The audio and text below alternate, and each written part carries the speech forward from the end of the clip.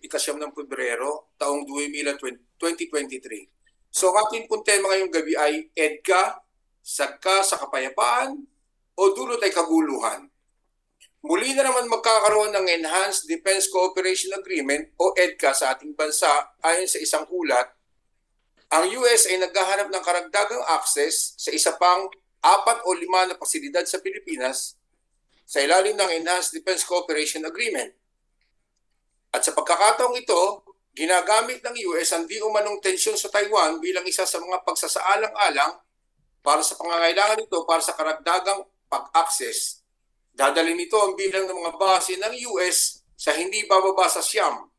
Hindi dapat pahintulutan ng mga Pilipino na gamitin ang ating bansa bilang staging ground para sa anumang interbensyong militar ng US sa rehiyon. Ang US ay nakikibahagi sa mga provokasyon sa China gamit ang issue ng Taiwan. Ang pagpapahintulot sa US na gamitin ang ating mga pasilidad ay magdadala sa atin sa labanang ito na hindi naaayon sa ating pambansang interes.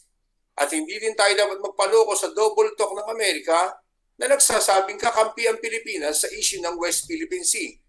Sa kabila ng Mutual Defense Treaty at Visiting Forces Agreement, hindi kailanman pinigilan ng US and China sa mga agresibong aksyon nito sa West Philippine Sea. Ngunit ang Amerika o US ay patuloy na nangangako na ang kanilang presensya dito ay nakakatulong daw sa ating layunin. Ang usapin ng pagiging ng soberenya ng Pilipinas at mga karapatan sa soberenya ay nakasalalay sa mga Pilipino.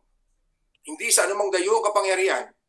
Isang hangal na paniwalaan na ang US na may sariling geopolitical na interes ay narito upang tulungan tayo sa panggigiit ng ating soberenya. So magandang topic ito dahil napapanahon bukod pa sa hindi lamang interest ng ating soberenya kundi yung pagkaka-involve ng ating bansa sa sa kasalukuyang mainit na issue ng nalalapit na giyera between Taiwan and China. Delikado ito.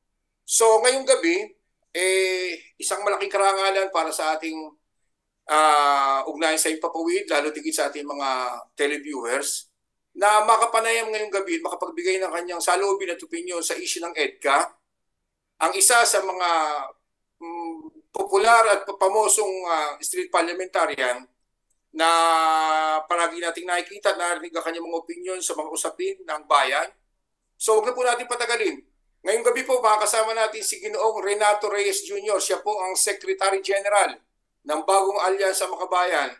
Welcome po sa aming programa, Ginoong Renato Reyes. Kanato, maraming salamat po sa papaunlak na kayo makasama namin ngayong gabi. Salamat po. Hello, Nato. Hello, magandang umaga. Nandyan ba? Hello? Okay. Hello, Kanato. Magandang umaga dyan sa Pilipinas. Dapat na ito, naandar natin si Ana. Okay na. Nandiyan na ba? Okay. Meanwhile, hinihintay natin si Kanato. Medyo matinig ang usapin niya sa EDCA o Enhanced Defense Mutual Treaty na kagaya ng binasa natin na dati po ay PFA o tinatawag natin Visiting Forces Agreement. Binabago po ang pangalan pero ang kasunduan ay pare-pareho pa rin. Patuloy na magte-training ang mga Amerikano. Nandiyan na si Kanato? Nandiyan naman siya. Mukhang hindi lang narinig yung ano. Naririnig. Okay. Kung nakikinig si Kapegay, baka pwedeng paki-message ang ating panauhin. Para, kasi hindi ko na matawagan, wala na akong load eh. So, pagpatuloy natin yung ano. Okay. Yung Visiting Forces Agreement, napatuloy pa rin yung ginagawa, yung pagte-training ng mga militarong Amerikano sa iba't ibang parte ng Pilipinas. Kagaya naman nabanggit natin sa balita, magdadagdag na naman daw ng 4 na parang base, no? Base militar kung saan ay nakatutok sa bahagi ng China. Yan. So, hindi naman okay na? Naman ang lahat na naging mainit na talakay nito sa nakarang unang mga nakarang 3-4 na araw. Kasi nga, hindi simpleng bagay itong EDCA na to, itong pagpaparami ng extension ng pagpaparami ng mga sasakupin ng EDCA sa ating bansa. Kasi mayroong mga pros and cons ito, pero kaya nga inimbita natin si Ginoong Renato Reyes para magbigay ng linaw sa mga tanong. Kasi napaka masalimuot nito eh. Hindi lang kasi nakasalalay dito yung sinasabi nating soberenya ng ating bansa, yung pagkakaroon natin ng independent foreign relation, di ba? Kundi yung pagkakasangkot ng ating bansa na maaaring maging bahagi tayo or maipit tayo sa mga nag-uumpugang bansa na malapit sa ating lugar na sasakupan. Lalo na ang dalawang Pumasok sentence na. pa, wala pa eh. Okay. Okay, sige, tuloy lang po tayo. Meanwhile na nagkakape si Kanato. Kanina kasama na namin siya kasi dito nagbalita lang kami. So, baka meron tayong may papatugtog dyan, Kap Edu, at kontakin lang muna Mr. Reyes. Try kong kontakin. habang ina.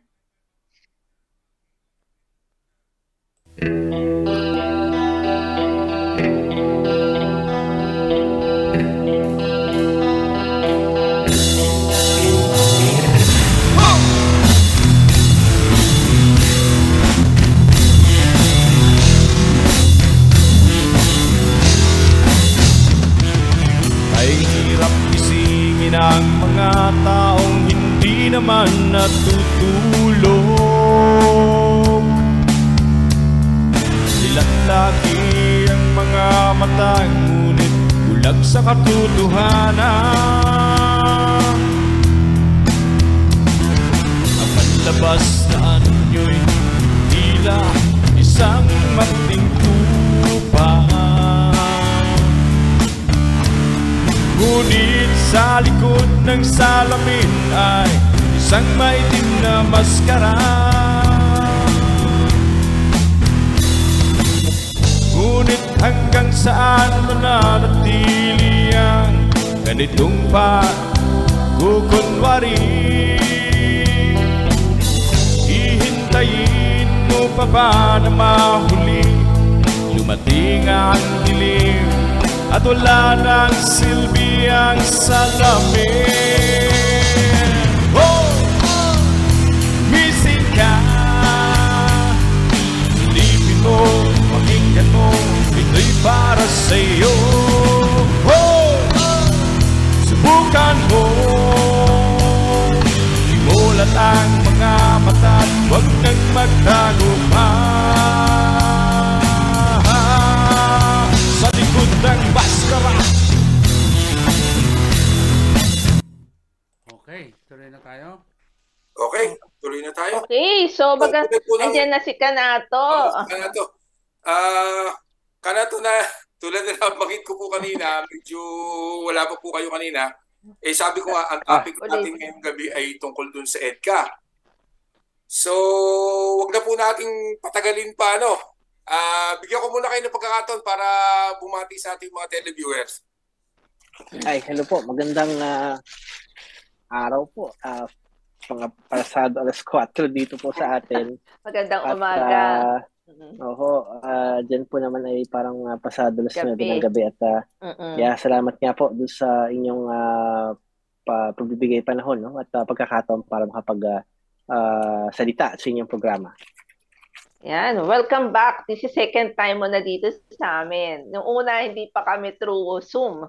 Ngayon, nauso na si Zoom. Yan. Samantalayin natin ang pagkakataon, dahil nandito ka at maraming salamat sa iyong presensya. Ano ang EDCA, syempre, at bigay ka ng konting history. Paano nabuo ang EDCA? Yan. Well, yung EDCA ang isa sa mga maraming kasunduang pang-militar sa pagitan ng Pilipinas at Estados Unidos. Pinapahintulutan niya ang pagtatayo ng military facilities ng US sa ating bansa. Ngayon, para maunawaan natin ano yun, titingnan natin yung kasaysayan natin. So dati, 1947 Military Bases Agreement, may mga bases sa Subic at sa Clark. Malalaking mga pasilidad to kung saan hindi umiiral yung balas ng Pilipinas dun sa mga facilities na yun, no? Kumbaga parang kakaibang teritoryo, no? Yung mga American bases ng 1950s, no? Hanggang sa 1991, ang sabi ng Pilipinas, hindi na natin papayagan ang pagkakaroon ng foreign bases, no? Hindi na pinagtibay ang bagong tratado at umalis yung napaalis yung mga sundalong Amerikano sa Clark at Subic. Pero pagkatapos noon, nagsikap silang bumalik sa Pilipinas, no? Meron silang mga agenda na gustong itulak sa Asia. So nagkaroon ng unti-unti Visiting Forces Agreement, binalik yung mga sundalong Amerikano. Ngayon yung Enhanced Defense Cooperation Agreement o EDCA na pinagtibay ng panahon ni dating Pangulong Aquino noong 2014. Ito naman, binabalik yung mga pasilidad na dati ay inalis na sa Pilipinas. Yan. Okay. So, Edwin. Okay. Wala si kapatid na Edwin. Sige, tuloy-tuloy lang tayo. Paki-unmute. Nandito na. Okay, sige. So, nasagot na ni Oo. Kana yung brief history ng EDCA. So, pangalawa po nating tanong, bakit po nasabi na ang EDCA ay sagka o sagabal? Sagabal sa kapayapaan at dudulot daw ito ng kaguluhan para sa ating bansa. Well, syempre, yung EDCA may isinusulong na interest yan, no? Yung interest ng Estados Unidos bilang isang makapangyarihang bansa, no? Imperialistang bayan at sinasabi. Kadalasan, syempre, yung pagkakaroon ng bases ng US ay nakaugnayan doon sa kanilang paghahanda o paglulunsad ng giyera sa iba't ibang bahagi ng mundo. No? Isa lang po ang bansa na napakadami ng military bases sa mundo ngayon. Yun yung United States. No? At lagi silang naghahanda para sa giyera at minsan nga na humahantong din sa aktual na giyera. No? Giyera sa Iraq, yung giyera sa Vietnam, sa Korea, iba't iba, no? Mga invasion ng Libya and so on. So, para saan yung bases? Kasi nga, yun yung ginagamit ng US para palakasin yung kanyang puwersa, no? Sa mundo at manghimasok sa iba pang bansa. At pag pumayag tayo dyan, pwede tayong makaladkad sa mga conflict na hindi naman natin gusto at wala sa interest natin. Bawa nga, noong 1960s, no, nakaladkad ng Pilipinas dun sa Vietnam War kasi nga sa Pilipinas nagmumula, no, yung mga tropang Amerikano, yung mga eroplano nila at iba pang mga kagamitan. Klaro. Yan. Kitang-kita yung matinong mga nandyan pupunta. Anyway. Anong epekto naman ito sa ating bansa? Siyempre, makakatulong ba to o makakasama? Well, marami hong nagsasabi na, kailangan daw natin ng EDCA para naman daw i-depensa yung ating sarili laban sa China, di ba pa? Well, kung naman natin natin yung benepisyo, no? Yung pinakamalaking benepisyo dyan nasa US, no? Sa ilalim ng EDCA, pwede nilang gamitin yung ating mga facilities for free. O hindi po nababayad ng upa yung mga sundalong Amerikano, libre. Yung pag gumamit sila ng utilities natin, kuryente at tubig, yan po ay tax-free. No? Ang babayad ng tax dyan ay ang Philippine government. Libre din silang makakagamit ng ating mga radio frequencies. No? So, ang laki ng benefits sa kanila. Ngayon, ito ba ay makakapag-modernize sa ating AFP? Hindi po, kasi wala naman po nakalagay sa kasunduan na ililipat sa mga Pilipino, no, yung mga kagamitan. Katunayan nga, sabi dun sa kasunduan, yung mga kagamitan nila na nakalagay dito sa Pilipinas ay exclusively para sa gamit lamang ng mga sundalong Amerikano. Hindi po yan pinahihiram sa atin. No? Tapos sa China naman, ang problema ho talaga dito, pag pumayag na magtayo ng mga bases ng US sa Pilipinas, may reaction yan mula sa China. Lalong titindi yung banggaan nila. Ang tawag nga yung magkakaroon ng arms race, no? Magpapaligsahan yung China tsaka yung US sa paramihan ng mga tropa, ng armas, no? Dito sa South China Sea. Maganda ba yun? Tingin natin, hindi, no? Dapat isipin natin yung paraan para maigiit natin ang ating sovereign rights sa West Philippine Sea nang hindi umaasa sa isang dayuhang kapangyarihan. Kasi yung soberanya, wala naman hong ibang magsusulong yan, kundi tayo, yung mga Pilipino. Hindi natin pwedeng iasa yan na, uy, US, pakidamay naman kami, no? Pag isusulong yung interest nyo. Hindi ho ganon ang mundo. No? Walang ibang dedepensa sa atin kundi tayo. No? At mahirap na umasa sa US dahil nga may sarili siyang agenda. Meron siyang ibang gustong mangyari dito sa Asia. Kagaya na nung ginawa ng pangako nila sa China, di ba? Hindi naman nila pinigil yung pagtatayo rin ng mga ginawa sa West Philippine Sea. Yan. Totoo yun. Okay. No? Kahit naman maraming kasunduan with the US, like may bases pa or may VFA, may Mutual Defense Treaty, hindi naman noon napigil yung expansion ng China, no, diyan sa West Philippine Sea. So, although medyo nasagot na rin ni Kanati yung tanong natin pang-apat, papatuloy na rin. Hindi kaya maipit ang Pilipinas sa pagitan ng dalawang superpower, which is US and Yun China. talaga ang mangyayari. Tama po, yun po talaga ang mangyayari. May ipit po talaga. Lalo kung sisiklab yung gera ng China at Taiwan. So, in terms of economic Taiwan. po, maano lang natin, bago sagutin yan. Ano yung implication in case patuloy yung gera ng China at Taiwan? Ano epekto niya sa ating bansa, sa ekonomiya, at ang yung seguridad ng ating bansa? Kung magbibigay kami ng konting una muna ho siguro maging maingat tayo doon sa pagtanggap, no, yung sinasabi ng US na magkakaroon ng gera sa pagitan ng China at Taiwan, kasi ang nag-uudyok lang naman talaga o gumagawa ng provokasyon ay yung US, no. Ang Taiwan po historically talaga ay bahagi, no, ng China at ginagalang natin yung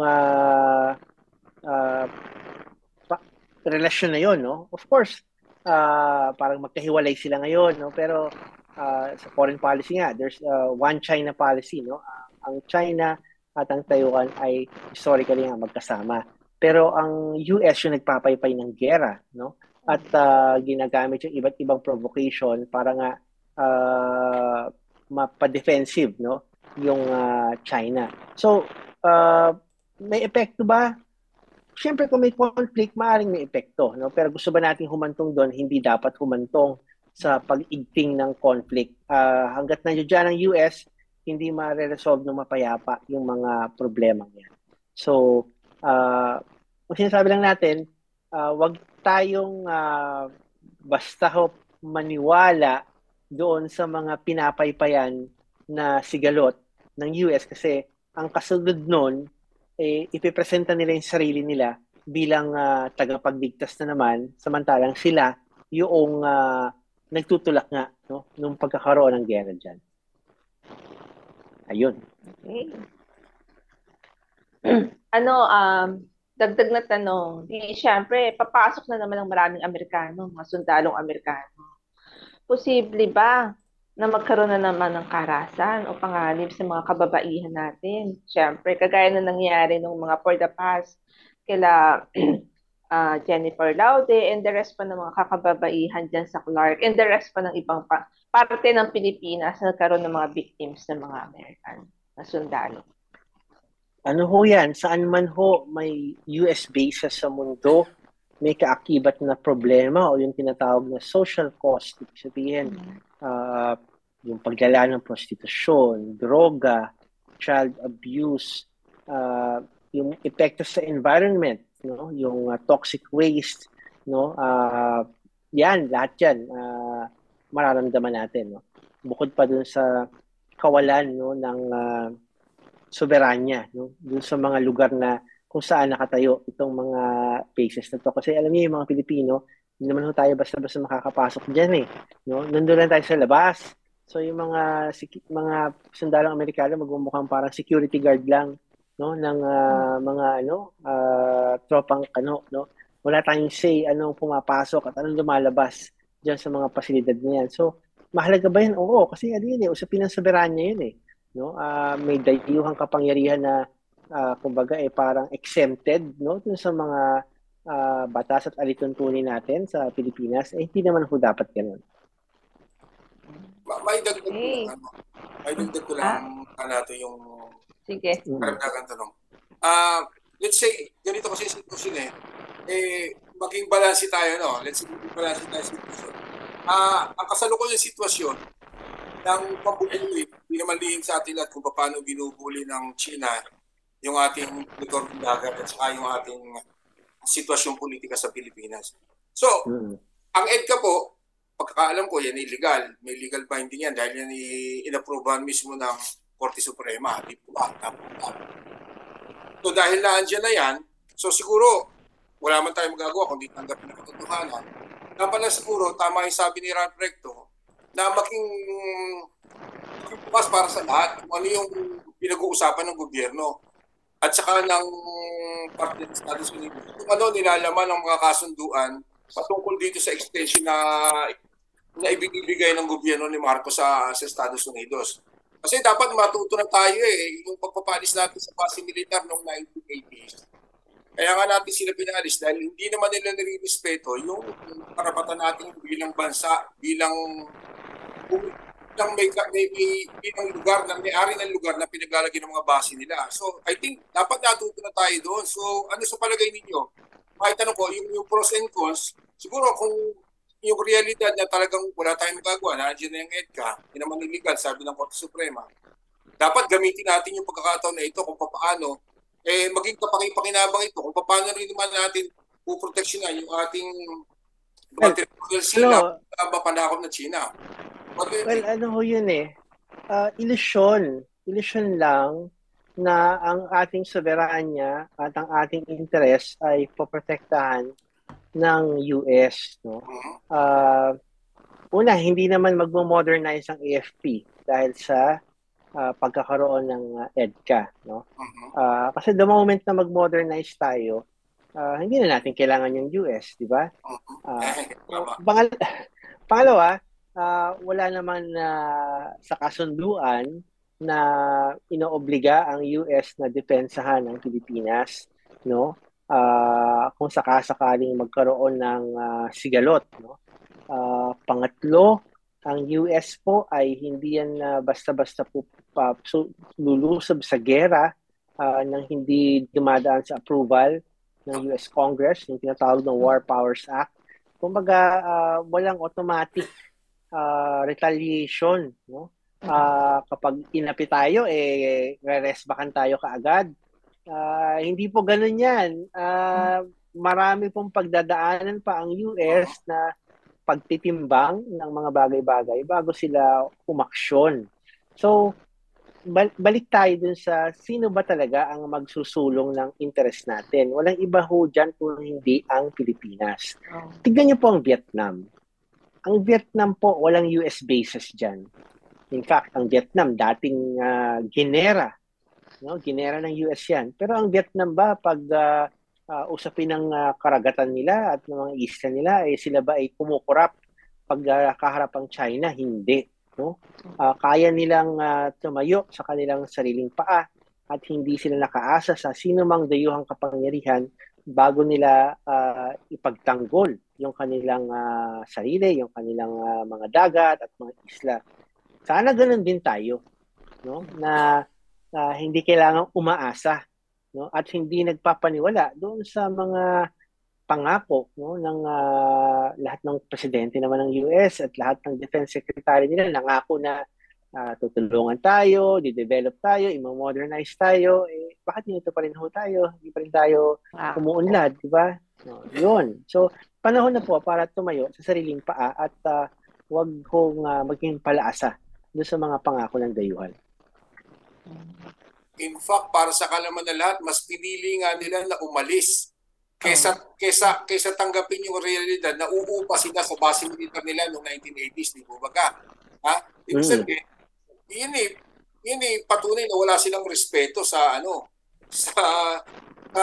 pagiging Pilipinas, pag-aari natin sa ating sariling bansa.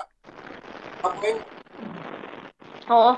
At Kanato, ano naman, dahil kami nandito sa labas ng bansa, ano naman ang epekto ng EDCA na ito sa aming mga OFW?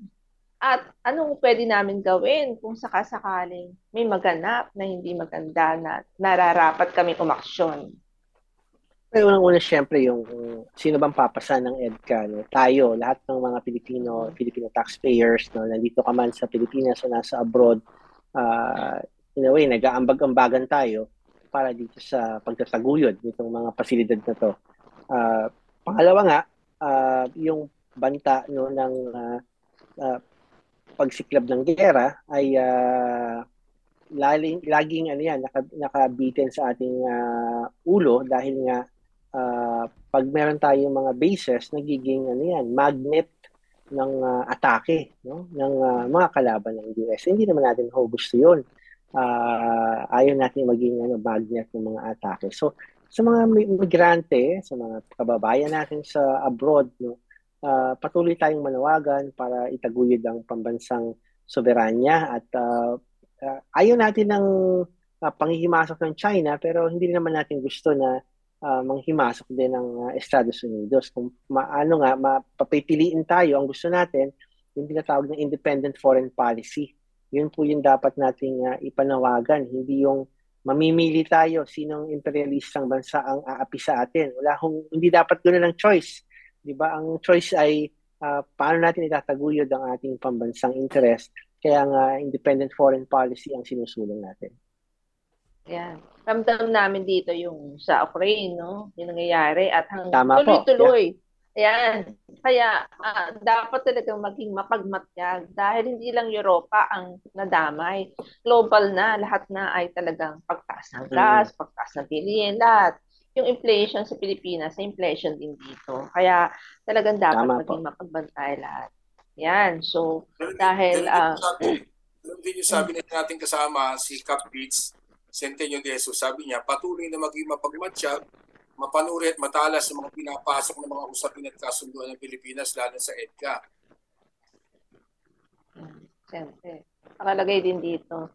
Sa totoo lang, hindi gustong iwanan ng US ang Pilipinas mula doon sa live mga message, no. Okay. So, Kanato, dahil tayo ay medyo meron ka pa bang tanong, Edwin? Meron sana. Go. Dahil labas na tutungkol sa issue ng EDCA, Kanato. Aling po ito'y napapanahon, although medyo nakakatawa. Baka naman pwedeng bigyan mo kami ng opinion mo tungkol sa panawagan kailan lang 2 days ago ni Pangulong BBM na panawagan niya sa mga mamamayang Pilipino magbayad daw ng buwis ng tama at sa oras. Ano ba masasabi mo dito? Well, ang dami nga akong media na nakapansin na parang nakakatawa daw yung ganong pahayag kasi nga sana simulan niya, di ba? Kasi sila yung may utang sa BIR na malaki, no? 200 billion. Sila yung may mga ill-gotten wealth, no? Nakaw na yaman. Ang balita nga natin, puro biyahe na ho ang Pangulo no? Umalis na naman ho, pumunta ng Japan. Balita din ay pupunta ng France, no? In the coming weeks. Tapos baka dumalo pa daw ng coronation ni King Charles, no? Ang laki ng oras na nauubos sa pagbiyahe, no? Sa halip na inaatupag dapat yung problema sa bansa, no? Yun ang siguro inalala siya bilang Pangulo hindi naman pagbiyahe ang kanyang pangunahing trabaho di ba? So sana kalampagin natin, no, na harapin na lang problema at bawas-bawasan na yung mga pagbibiyahe-biyahe.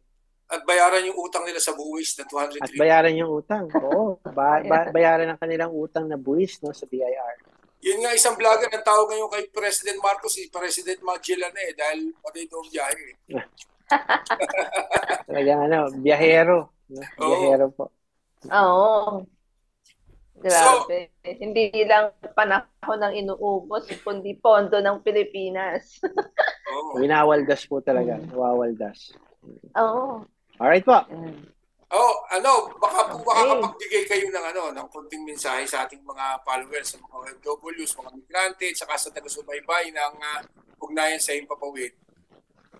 Oo, ang dami kong nagaganap sa Pilipinas po ngayon, no? Talagang siguro alam ng mga migrante ito sa mga pamilya nila, no? Pahirap ng pahirap yung sitwasyon sa ekonomiya, pataas ng pataas ang presyo, no? Ginintuan na po ang sibuyas, di ba? At mahal pa ang sibuyas kaysa sa karne, di ba? Yung ang baba ng sahod, taas ng gasolina, hirap na hirap tayo sa dagdag buwis, no? Kailangan talaga diyan tutukan natin, no? At as migrants, as Filipinos, no? Meron tayong karapatan na hilingin yung mas maayos na pamamalakad, no? Hindi po pwede yung ganyan na lang magpatuloy, no? Na parang walang malasakit, no, dun sa kapakanan, no, ng napakaraming ating mga kababayan. So ano pa rin ho tayo, wag tayong bibitiw at subaybayan natin ang mga nagaganap at ilabas natin yung boses natin, no, sa mga isyong mahalaga sa ating bayan. Yan lang po. Kanato, Maraming salamat. Maraming salamat. Pasensya na, may pahabol lang isa nating kasama dito, isa nating followers. Si Kaploida Loilo Arevalo. May tanong po siya, baka pwede niyo masagot. Absuelto si Enrile sa Coco Levy niya na kaso. Ano po reaction niyo? Well, di na po nakakagulat. Actually, inabsuelto sila because of yung napakahaba daw na panahon ng paglilitis, no? 30 taon na yata ang inabot. Hindi ito